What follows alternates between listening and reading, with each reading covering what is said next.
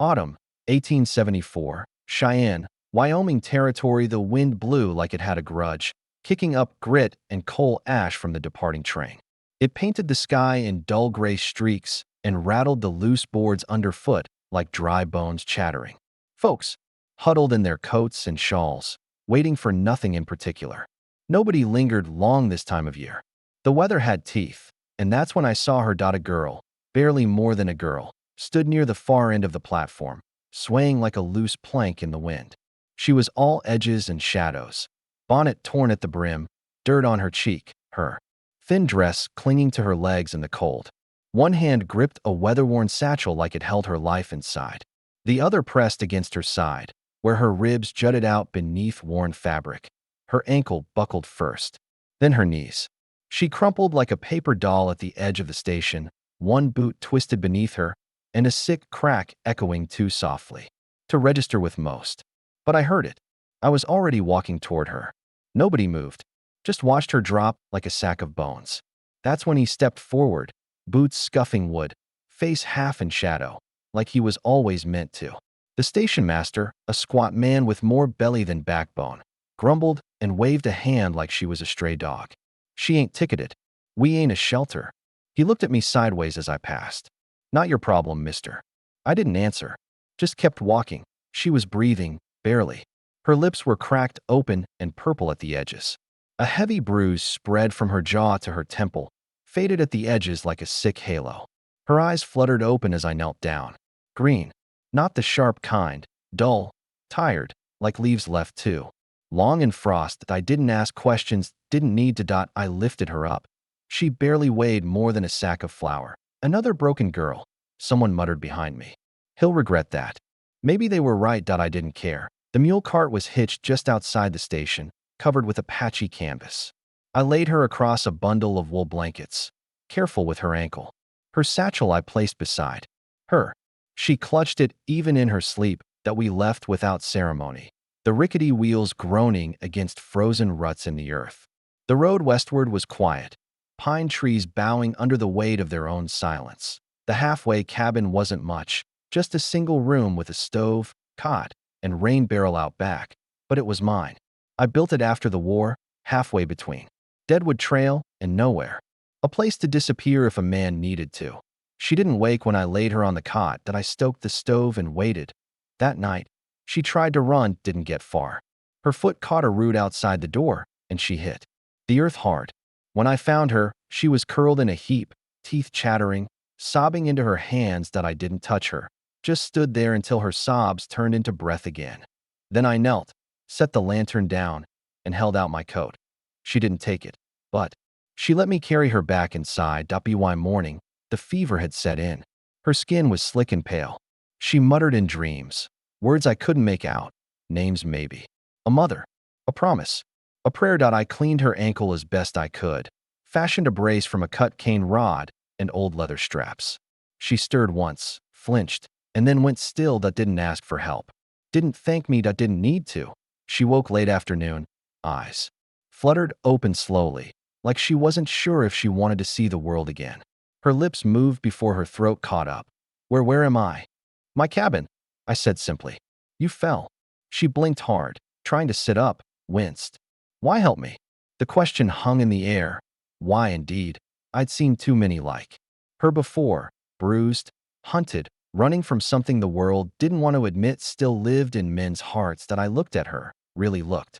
The cracked locket hanging around her neck.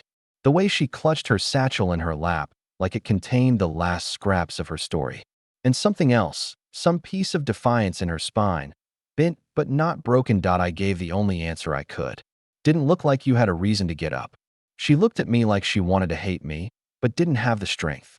She lay back down and closed her eyes. The silence stretched between us. That I didn't fill it. That night, I sat near the stove and cleaned my saddlebag. The old Union crest was still there, stitched by someone else's hands long ago, torn now, the thread fraying. Like everything else, I guess. Me included. I heard her shift behind me. "Clara," she said softly. I turned. "That's my name. Clara Bellamy." I nodded. "Silas Kane." She gave a small, almost invisible nod. "Like a truce. In the morning, She asked for water. I brought it. She asked for space. I gave it. She didn't cry again. Not once. When she was strong enough to sit up for longer than a few minutes, I handed her a piece of stale bread and dried venison. She took it wordlessly, chewing slowly, eyes never quite meeting mine. She wore silence like armor I didn't press. But when I turned my back, I caught her staring at the saddlebag. At the crest. You fought, she said one evening. Yeah. For which side? I looked over. For the losing one, depending on the year. That made her smile. Just a flicker. Me too, she whispered. She took to humming in the evenings. Low, sad melodies that sounded older than her years. Songs without words. I didn't ask where she learned them, but I remembered every note. And when she finally reached for the locket around her neck and opened it, I saw her lips tremble. A woman's face inside. Faded, but kind. Clara didn't speak, just stared at it for a long, quiet moment. Then she closed it, tucked it back under her collar, and looked out the cabin window toward the snow-capped hills, like maybe, just maybe, there was still a road ahead. Morning broke cold and silver, the kind of cold that clung to your bones and made your breath rise like smoke from a battlefield. Frost steamed from the mule's hide as Silas adjusted the saddle and cinched up the feed bags. His hands moved, with slow precision, like a man who had done this so many times he no longer needed to think about it. Clara stepped out of the cabin doorway, limping slightly, her shawl drawn tight across her chest. Her ankle was still wrapped, but she walked on it anyway, jaw tight, eyes defiant. I walk, she said without prompting, even if I limp. Silas didn't argue, just gave a small nod and handed her a walking stick carved from pine. They set out west. The trail was barely a trail at all, more a stretch of half-forgotten earth winding between pine and sagebrush. Clara moved slowly, favoring her right side, every step a silent battle. Silas kept pace beside her, one hand loosely on the mule's rope. They spoke little that morning as she told him the name of the town, Red Hollow, where she believed. Her uncle once settled after the war. He wrote once. Said he'd built a cabin near the river and married a Sioux woman. That was 5 years ago. Don't get your hopes too high, Silas muttered. I already buried most of them, she replied. The first night, the wolves came. Not many, just 2, maybe 3, drawn by the mule or maybe by the smell of cooked beans. Their eyes glowed yellow just beyond the ring of firelight, low shapes shifting between the trees. Clara froze, hand to her mouth. Silas stood, slow and steady, grabbing a burning branch from the fire. He didn't yell, didn't run, just stepped forward, swinging the flame wide, his voice a calm growl. Get. The wolves growled back, low and warning, but didn't charge. He took another step. One broke off. Then another. They vanished into the trees. Clara exhaled so sharply it was almost a sob. Her hands shook. Silas tossed the branch into the flames and sat again like nothing had happened. She didn't sleep much that night. The second day, they crossed a swollen creek. The water ran fast from snowmelt up north, brown and angry. Clara hesitated at the edge, watching branches tumble by like broken arms. She said nothing, just rolled her skirts and stepped in. 3 steps in, her foot slipped. The water caught her like a trap. She cried out once and vanished. Silas was in before she resurfaced, boots and all. The current tugged hard, but he caught her under the arms and pulled her sideways, not against the flow. They hit the opposite bank in a heap, gasping, soaked to the bone. She clutched his coat, shivering. I almost didn't, he said, already cutting away the straps on his pack to get her a dry shirt. That's what matters. They lit a fire in a grove of fir trees. Her lips were blue by the time the heat touched her skin. Silas turned his back while she changed into dry clothes, but he left his coat behind. She wore it for hours. By the third day, the food had spoiled. Something in the salt pork had gone bad. The smell gave them no choice. Silas buried it in the dirt with a grimace. For 2 days they lived on roasted cactus and boiled pine roots. Clara gagged at first, but didn't complain. Hunger stripped dignity like wind stripped leaves. She watched him work the blade across a chunk of wood by firelight, sharpening it slow and deliberate. His hands trembled, just faintly. Were never left some men. You all right? She asked if he didn't look up. Been worse. Later that night, she took his shirt and cleaned the wound on his side from the creek rocks. The skin was scraped raw, bleeding slow. Her touch was careful, gentler than he expected. The firelight made the scene almost surreal, her face lit in gold, the sound of her breath louder than the fire crackling between them. "You're not as made of iron as you act," she whispered. He didn't answer, but he didn't pull away either. On the fourth night, she sang, soft and low, while the fire was dying down. A tune without words, the kind that pulled something old and aching from the dark. Silas didn't speak, just closed his eyes, his hand resting lightly on the hilt of his knife. Her voice trembled a little, but never cracked. When she finished, the silence stretched long and heavy. "That was my mama's song," she said finally. She sang it when things got hard, when Pa drank too much, when the world felt like it was ending. Silas looked at her, but she wasn't looking back. "I don't remember her face much anymore," she added. He nodded. "Some faces stay with you. Others just leave." She looked over. "Which kind was yours?" He didn't answer, but she didn't need one. The next morning, they found the burned wagon, charred boards, a broken wheel, torn canvas, blackened bones, and shattered glass strewn in the grass. Nothing salvageable but a tin cup and a rusted hinge. Bandit territory. Silas tensed visibly. He pulled his rifle and scanned the hills. "We camp off-road tonight," he said. "Far off." Clara nodded, eyes fixed on something in the ASH.IT was a child's doll. Cloth burned at the edges. One button I melted. She reached down, brushed it off, and tucked it into her satchel without a word. Silas watched, but didn't ask. That night, the fire stayed small. Clara sat close to the flame, her knees drawn up, shawl pulled around her like armor. Silas paced just beyond the light, rifle in hand, senses twitching at every broken twig and gust of wind. Then, without looking at him, Clara spoke. "Maybe I should have let them marry me." He turned. "What?" She didn't look up. "Would've been easier than this. Than starving. Than wolves and rivers and gunfire in the dark." He stepped closer, the fire catching his eyes now. "If easy's all you're after," he said, voice low but sharp, "you best go back now." Her head snapped up. "I'm not going back." "Then don't talk like you are." They stared at each other, heat rising not from the fire, but from something deeper. Frustration. Fear. Maybe respect. It was the first time she saw something raw in him. Not pity. Not indifference. Fire. She didn't back down. "Do you think I wanted any of this?" "No," he said. "I think you're still deciding whether to survive it." She blinked. And then, quietly, "I already have." They didn't speak again until dawn. But when they did, it wasn't about the past. It was about the road ahead. Gold Creek smelled like sweat and whiskey. The town wasn't on most maps for a reason. It was carved into a gulch, swallowed by the hills, filled with more shadows than law. Ramshackle buildings leaned like they were drunk. A saloon with busted shutters moaned in the wind. Horses stood tied outside a gambling hall where men with guns on both hips spat in the dirt and didn't blink twice at strangers. Silas rode in slow, rifle across his lap, mule trailing behind. Clara walked beside him, hood drawn low, satchel tight in her grip, her locket tucked deep under her blouse. That he leaned toward her. "Don't look anyone in the eye. Don't talk unless I talk first. This place don't care if you vanish." Clara nodded, face unreadable. They stopped outside a weathered supply shop with rusted tins stacked in the window and a man on the porch carving a pipe. Silas dismounted and gave her the reins. "I'll be 10 minutes. Stay close. Don't wander." But he hadn't gone 2 steps before the man carving the pipe looked up, his eyes flicking to Clara, then to her chest. He didn't see her face, he saw the chain around her neck.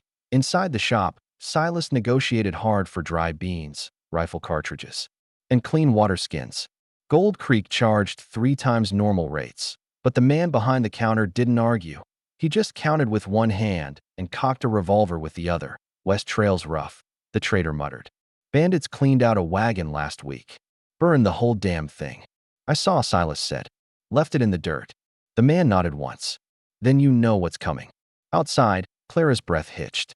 The man on the porch stood, now halfway between her and the mule. His eyes were fixed, not on her face, but on the locket. "Where'd you get that necklace, girl?" She didn't answer. "I asked a question." He took a step closer. Clara gripped the reins tighter. "My niece had one like it." He lied, eyes narrowing. "She was promised to a man down in Carson. Big landowner. Name of Eldon Price. The name hit like a slap. Clara backed up. 1, 2 steps, until she bumped the wagon. Silas came out the door fast, hand already on his holster. That your mule, mister? The man said with a smirk. She is. Girl's got a familiar look. Friend of Eldon Price. Silas didn't blink. She's with me. That's all you need to know. But he saw it then. The way the man's eyes lit up, he'd recognized her. They left town before the sun set. Too fast. Too quiet. Clara rode in the cart now, not protesting. Silas's jaw was tight. His eyes scanned the tree line with every turn. They'll follow? She asked. He didn't answer. She already knew. They didn't get far. The ambush came just as the road narrowed, flanked by steep ledges and twisted trees. 3 men stepped out from the rocks, faces covered, rifles drawn. One had a scar down his jaw, another a crooked nose that looked like it had been broken twice. Eldon sends his regards, the one in front said. Says you owe him a bride. Silas tried to spin the wagon, a shot cracked the wood. Another man lunged from the brush, the blade flashed. Silas gasped, clutching his side as blood bloomed dark against his coat. He fired once, missed. Then he shot the lantern hanging from the wagon post. Glass shattered. Oil spilled. Flames roared. The horses bucked and screamed, breaking loose. In the chaos, Clara screamed, grabbed Silas under the arms, and dragged him toward the woods, ducking fire and bullets, boots slipping in mud. They didn't stop running until the night swallowed them whole. They collapsed in the shelter of a pine grove. Silas was pale, sweating, lips clenched tight against pain. Clara tore open his shirt. The knife wound was deep, low on the ribs, bleeding steady. She pulled open her satchel with shaking hands, dug for cloth, anything. Her fingers brushed the child's doll from the burned wagon. She paused, then ripped the doll's dress clean off and pressed it to the wound. I don't need to remember everything, she muttered, voice shaking. Some things just burn better. She threw the doll into the fire, watched it curl and blacken. Footsteps. She spun, rifle up, but the figure that stepped into the firelight was silent, calm, unhurried. A man wrapped in buckskin, hair braided in silver cord, a scar running from brow to jaw like lightning, carved him open. He held no weapon, but his presence was unmistakable. Clara raised the rifle anyway. Friend, he said simply. Silas stirred weakly. Red Hawk. The man nodded once. You saved my sister once. I return what is owed. He moved to Silas, crouched beside him. His hands were careful, practiced. He pulled herbs from a pouch, pressed them into the wound, and stitched in silence. You trust him? Clara asked. Silas grunted. With my life. Red Hawk looked at her, sharp, curious. This girl, she walks like prey, but speaks like thunder. Clara said nothing, but the words settled deep inside her like a seed pressed into earth. The next morning, Silas slept in a fevered haze. Red Hawk had disappeared into the woods. Scouting, he said. Clara sat alone, rifle across her lap, staring into the trees. She heard rustling, a low, soft step. She aimed, finger on the trigger. It was a deer. Young, thin. She steadied the barrel. Her finger trembled. She couldn't do it. She lowered the rifle. Heart pounding. An hour later, a man stumbled into camp. Not Red Hawk, not a deer. One of the bandits. His arm bloodied, eyes wild. He saw her. She didn't think. She just pulled the trigger. The rifle kicked back hard. The man fell. Silence followed. Thick and choking. She dropped the rifle, sank to her knees, shaking, crying. But alive, Silas opened his eyes sometime near dusk.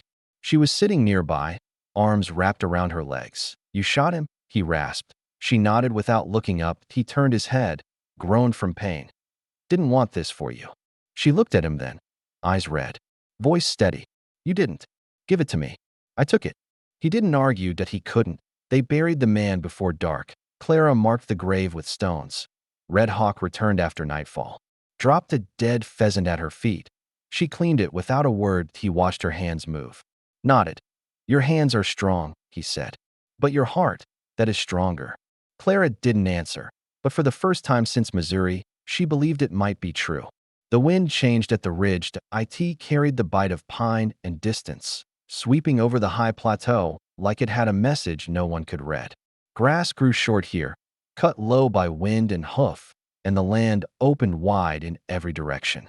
A river sparkled in the valley far below, curling like silver thread through the quilt of green and gold they'd ridden in silence that morning. The sun low behind them, the air clean and dry. Silas rode slow, still healing. Clara walked beside Red Hawk, her steps even, strong. The limp was gone now. Or maybe she'd learned to walk with it without making it show. They reached a place where the trail split. East toward the law, where towns had sheriffs and judges, and west toward the unknown, the wildlands where names disappeared and no one asked questions. Red Hawk stopped, pointing with 2 fingers. "This is where I leave you," he said. Silas looked over at Clara, his hand resting on the saddle horn. "This is your choice now." She stood tall, taller than she ever had, and looked both ways down the path. Then at Silas, then back toward the north, where a sliver of river shone like a road made of sky. "No more running," she said softly. "But no more hiding either." He raised a brow. "I'll go north," she added, voice firm. "You'll go west. You've carried enough." He opened his mouth to argue, maybe even to offer again, but she stopped him with a look, not angry, not soft, certain. She stepped forward and placed something on the saddle. The locket. The chain was still warm from her skin. "I don't need it now," she whispered. "It's for remembering. I want to forget." Silas stared at it for a long moment, then closed his hand over it gently. Red Hawk stepped forward, pulling a braid of sage from his pouch. He placed it in Clara's hands. "It burns away fear," he said, "if you let it." She nodded, tucking it carefully into her bag. Then she turned to Silas. He reached down and pressed a knife into her hand, his old war blade, the hilt worn, smooth from years of riding. "You don't flinch anymore," he said. She smiled, just enough to wrinkle the corners of her eyes. "Next time I fall," she said, "I'll get up myself." He didn't speak, didn't need to. She walked away without looking back. The wind caught her coat and sent it fluttering behind her like a banner in retreat. Her figure, framed against the sky, moved slowly up the ridge. Step by step, strong and sure to the top, she paused. The sun crested the far hills just then, spilling light across the horizon like paint across canvas. It caught her hair, her shoulders, her silhouette. She looked like something out of legend. And then she was gone, swallowed by the land. Silas and Red Hawk stood in silence. Then Red Hawk grunted, "She'll survive." Silas nodded, eyes still on the ridge. "Yeah," he said. "She will." Epilogue. 2 years later, the trading post near Silver Pine was small, 3 shacks and a rail hitch. A fire burned inside, and the man behind the counter was asleep in his chair. Silas stepped in, hat low, coat dusted in trail grit. He didn't say much, just bought coffee beans, jerky, and a tin of tobacco. But as he turned to leave, something on the back wall caught his eye. A newspaper clipping, tacked between a cattle notice and a handbill for a missing horse. "Young woman opens frontier school for runaway girls. Teaches wilderness survival." Beneath the headline, a faded photo. Grainy. But it was her, Clara, standing tall. A dozen girls behind her, barefoot and smiling. And around her neck, clear as day, the locket, still shining, still hers. Final voiceover CTA.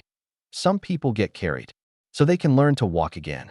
And some cowboys ride alone, because that's the only way they can stand tall." If this story moved you, don't forget to like, share, and subscribe. Tell us in the comments. Would you have carried her too?